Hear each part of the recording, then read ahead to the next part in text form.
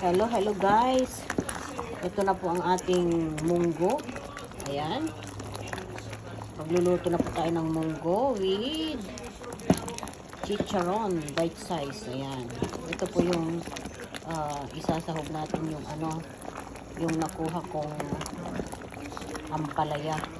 Ayan po guys.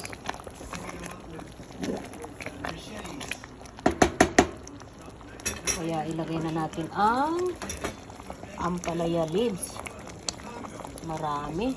Ilagay ko lahat kasi matakaw po ako sa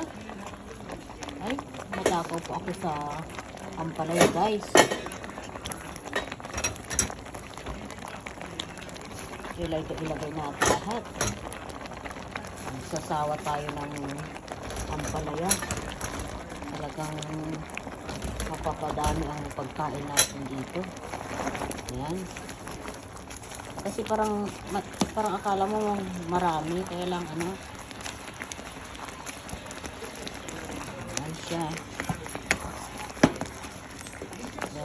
Ayan siya guys. Pakuluin lang natin ng medyo isang beses. 5 minutes, ayan. Ayan na guys. Luto na po siya. Ayaw ko ng munggo beans na masyadong masabaw. Gusto ko yung katamtaman lang.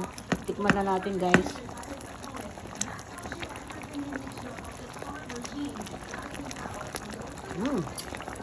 Eksakto yung lasa po.